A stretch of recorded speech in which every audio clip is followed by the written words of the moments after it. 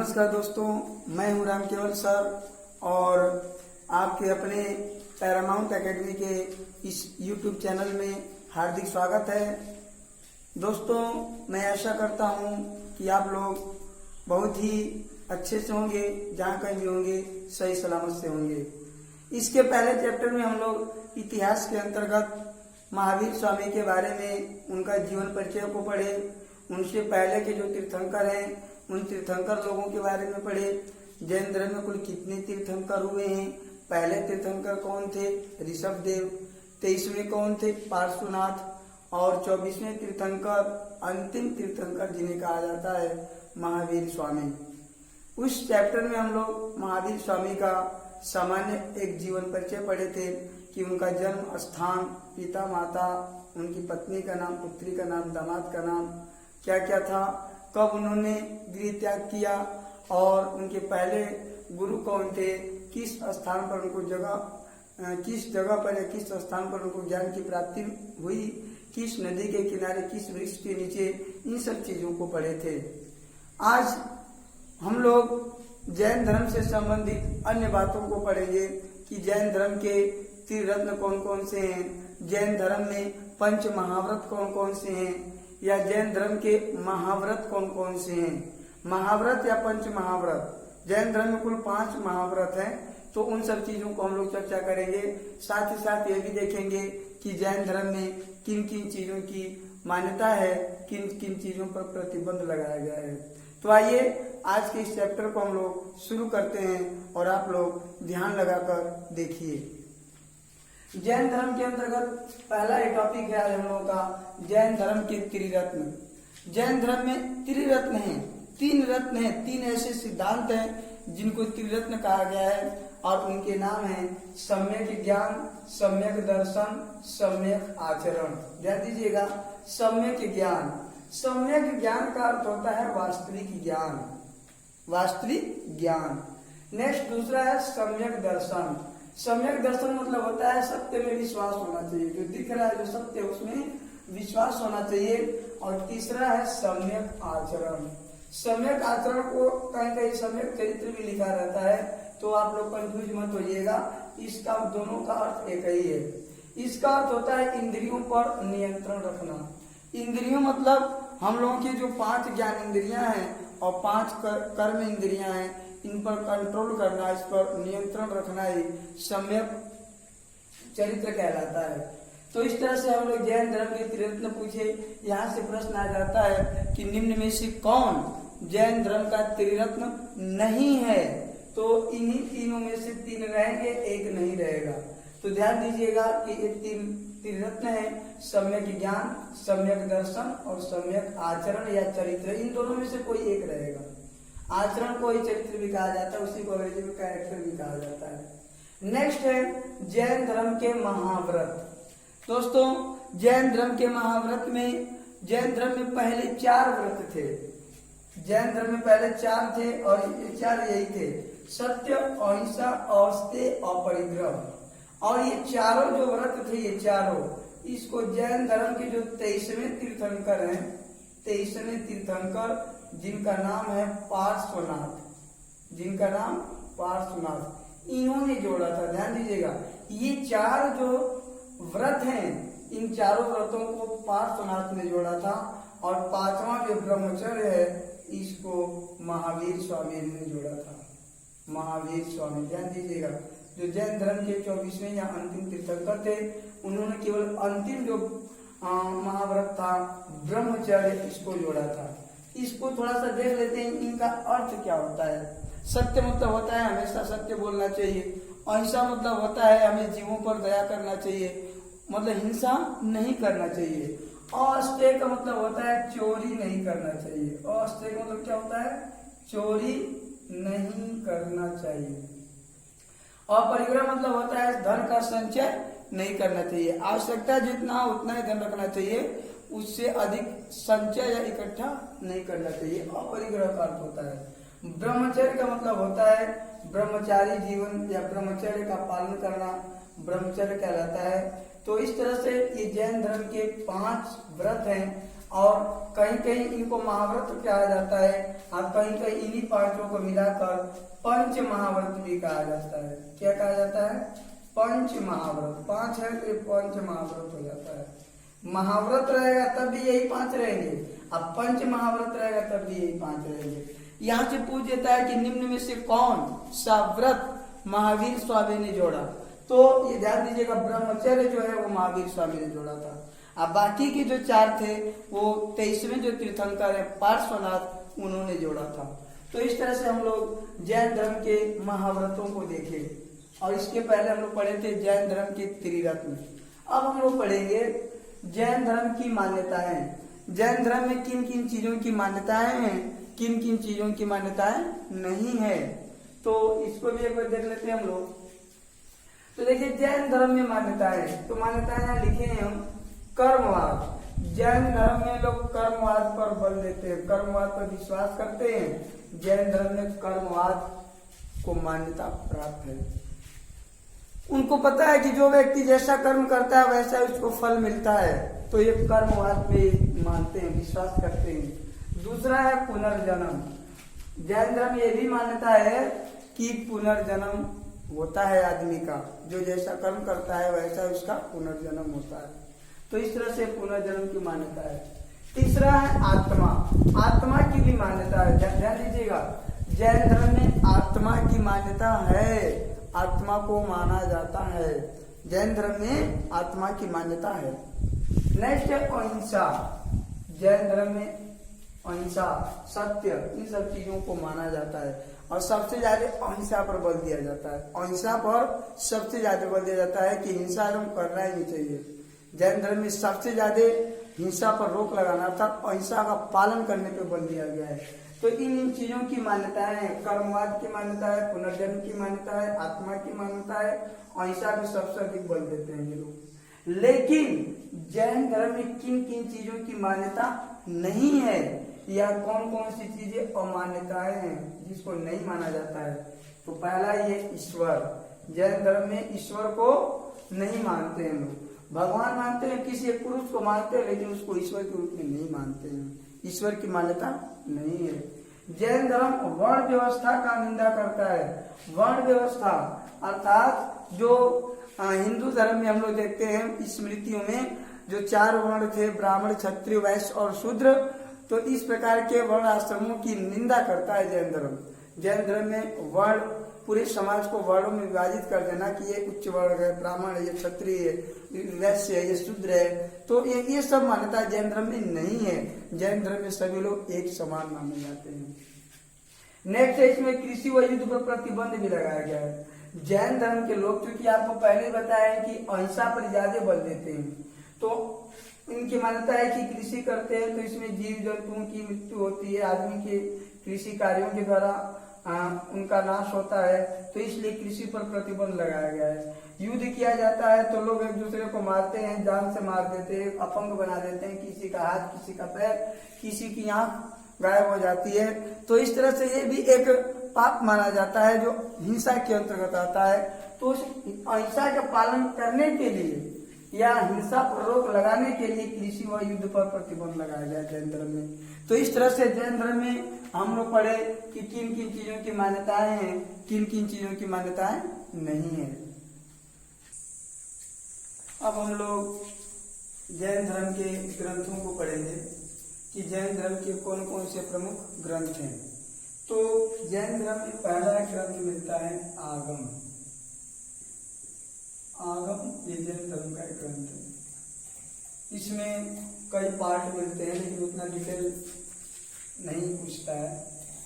आगे आता है किताब का नाम है कल्पसूत्र।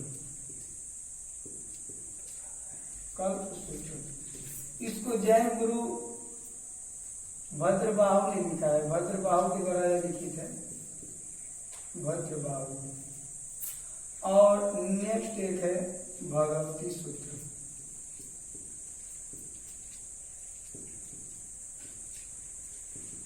भगवती सूत्र इसमें महावीर स्वामी के जीवन के बारे में उल्लेख किया गया है और महाजनपदों के बारे में भी इसमें वर्णन मिलता है। तो इस तरह से हम लोग जैन ग्रंथों को पढ़े। पूछ देता है कि निम्नलिखित में से कौन जैन ग्रंथ नहीं है, उसमें से विकल्प ध्यान से देखिएगा, आगम है, कल्प सूत्र है, भगवती सूत्र है। ये 3 जैन धर्म के ग्रंथ माने जाते हैं। नेक्स्ट मिलता है, इसमें से कभी कभी पूछ देता है कि जैन धर्म के ग्रंथ किस भाषा में लिखे गए हैं। तो जैन धर्म के जो ग्रंथ हैं ये सभी अर्धमागधी भाषा में लिखे गए हैं। किस भाषा में लिखे गए हैं? अर्धमागधी भाषा। अर्धमागधी को एक प्राकृत भी कहा जाता है, ध्यान दीजिएगा, अर्धमागधी को प्राकृत कहा जाता है। अर्धमागधी भाषा में लिखे गए हैं। जैन धर्म के ग्रंथ किस भाषा में लिखे गए हैं? अर्धमागधी भाषा में या प्राकृत भाषा में। इस तरह से हम लोग जैन धर्म के ग्रंथों को पढ़े। नेक्स्ट है जैन धर्म के भाग। जैन धर्म के कितने भाग हैं? तो जैन धर्म की जो पहली संगीति हुई थी 300 ईसा पूर्व में, उसी समय जैन धर्म 2 भागों में विभाजित हो गया। पहला कहलाता है श्वेतांबर। जैन धर्म के 2 भाग हैं। कितने भाग हैं? 2 भाग। ये कब विभाजित हुआ था?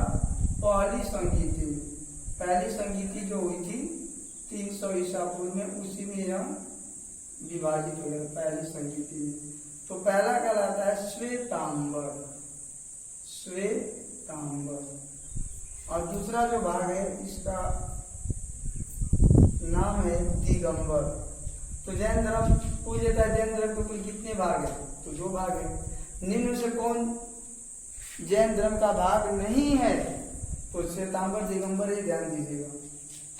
अब दोनों का अर्थ देखिए। श्वेतांबर, इसके जो प्रतिपादक थे उनका नाम था स्थूलभद्र या स्थूलबाहु भी कहते हैं इनको। स्थूलभद्र लिखिए, स्थूलभद्र। और इसके थे भद्रबाहु। अब कंफ्यूजन हो जाती है कि इसके भद्रबाहु थे कि इसके स्थूलभद्र थे। तो इसमें आधा सौ है, इसमें भी आधा सौ है। श्वेतांबर में लिखेंगे तो आधा सौ, इसमें भी लिखेंगे तो आधा सौ। तो आधा सौ से मैच करा देंगे तो ये दोनों मैच करेगा, तो ये श्वेतांबर के हो जाएंगे स्थूलभद्र और दिगंबर के हो जाएंगे भद्रबाहु। ध्यान दीजिएगा।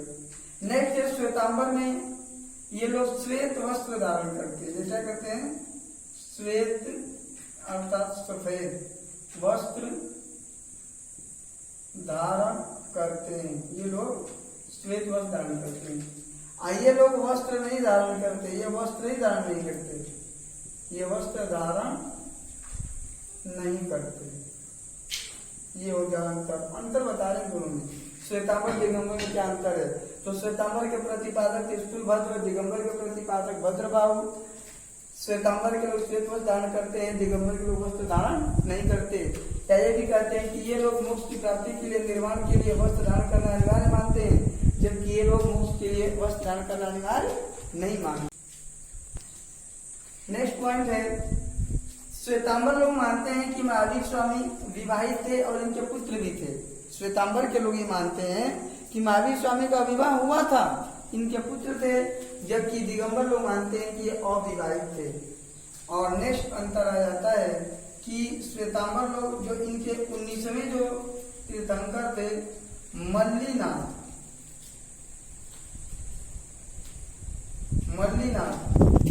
फिर एक स्त्री मानते हैं, जबकि ये लोग कहते थे कि स्त्री नहीं थे। तो इस तरह से जैन धर्म के 2 भाग है, श्वेतांबर और दिगंबर, और इन दोनों भागों में अंतर पूछ देता है। तो अंतर अभी आप लोगों के सामने बताए। अंतर को फिर से देख लीजिए। श्वेतांबर के जो प्रतिपादक स्थूलभद्र, दिगंबर के भद्रबाहु। श्वेतांबर के लोग श्वेत वस्त्र धारण करते हैं, जबकि दिगंबर के लोग वस्त्र धारण करते ही नहीं। श्वेतांबर जो है महावीर स्वामी को विवाहित मानते हैं और उनके अनुसार उनके संतान भी थे, जबकि दिगंबर के लोग महावीर स्वामी को अविवाहित मानते हैं। और श्वेतांबर के लोग 19वें जो तीर्थंकर मल्लीनाथ को स्त्री मानते हैं, जबकि ये लोग कहते हैं कि स्त्री नहीं थे। तो इस तरह से जैन धर्म के भाग को पढ़े। नेक्स्ट हम लोग देखेंगे अब जैन धर्म की संगीतियां, कि जैन धर्म में कुल कितनी संगीतियां हुई। दोस्तों, संगीतियों का अर्थ होता है धार्मिक सम्मेलन, एक विशाल धर्म का सम्मेलन। तो जैन धर्म में कुल 2 संगीतियां हुई थी। जैन धर्म में कुल कितनी संगीतियां हुई थी? 2 संगीतियां। जैन धर्म में संगीतियां यहाँ लिख दीजिए, संगीतियां हो जाएगा, इसमें कार्यकाल हो जाएगा मतलब कब हुआ, इसमें स्थान का नाम हो जाएगा स्थान। तो देखिए संगीतियां, ये पहली संगीति, पहली संगीति जो हुई थी कार्यकाल में 300 ईसा पूर्व, 300 ईसा पूर्व। और दूसरी संगीति लिखिए यहाँ, दूसरी संगीति, तो यह 512 ईस्वी में हुई थी। ध्यान दीजिएगा, ये ईसा पूर्व है, ईस्वी है। ये 300 ईसा पूर्व में हुई थी और ये 512 ईस्वी में हुई थी। स्थान में यह जो है पाटलिपुत्र में हुई थी। कहाँ हुई थी? पाटलिपुत्र में हुई थी। पाटलिपुत्र में बिहार। और ये दूसरी संगीति जो हुई थी यह वल्लभी नामक स्थान पर हुई थी। वल्लभी जो है गुजरात में पड़ता है, गुजरात। और पाटलिपुत्र लिख दीजिए यहाँ पर बिहार। तो इस तरह से ये जैन धर्म की संगीतियों के बारे में कब हुई, कार्यकाल, स्थान और कौन कौन से कार्य किए गए। तो यहाँ पे कार्य यदि लिखेंगे हम लोग, कार्य कौन कौन से कार्य हुए, तो पहली संगीति में जो जितने भी जैन धर्म के विलुप्त ग्रंथ थे उनको इकट्ठा किया गया, संकलन किया गया। और दूसरी जो संगीति थी यहाँ, दूसरी संगीति में उनको क्रम के अनुसार व्यवस्थित किया गया। तो इस तरह से जैन धर्म की संगीतियां, पहली संगीति 300 ईसा पूर्व में, दूसरी 512 ईस्वी में।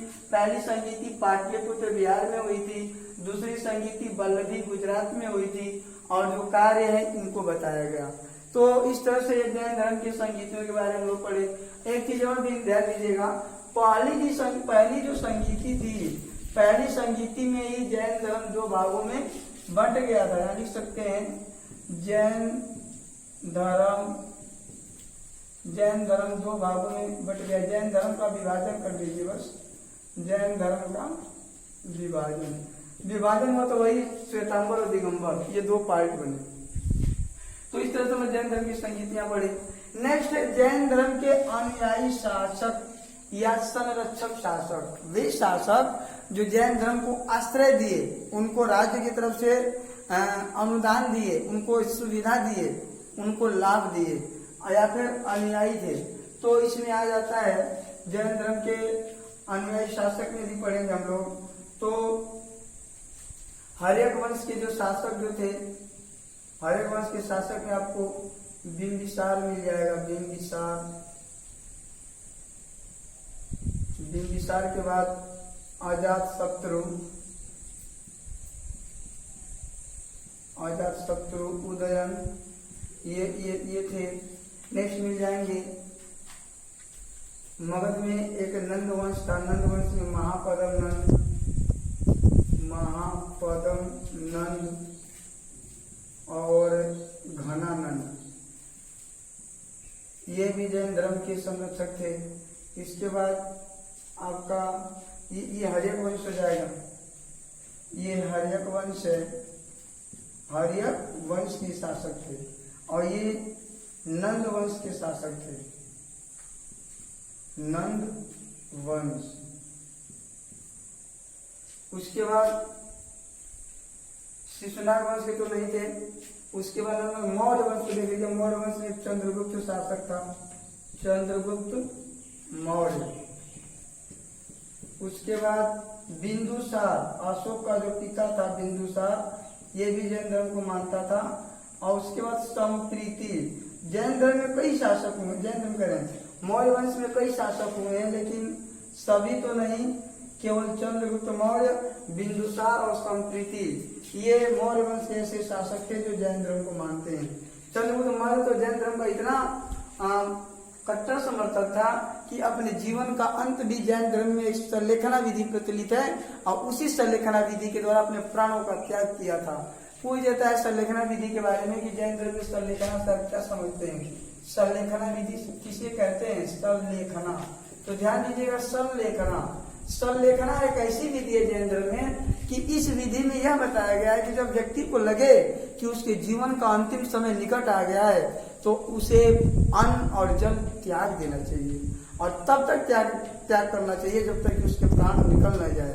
और जैन धर्म में इस तरह से प्राणों का त्याग करना, उपवास के द्वारा प्राणों का त्याग करना एक बहुत ही नेक कार्य माना जाता है, धर्म की दृष्टि से महान कार्य माना जाता है। तो इसी विधि के द्वारा, जैन धर्म की इस विधि के द्वारा मौर्य वंश का जो संस्थापक था चंद्रगुप्त मौर्य, इसी विधि के द्वारा अपने प्राणों का त्याग किया था कर्नाटक के मैसूर जिले के श्रवणबेलगोला नामक स्थान पर। तो ये ध्यान दीजिएगा, संलेखना विधि किस धर्म से संबंधित है? जैन धर्म से संबंधित है।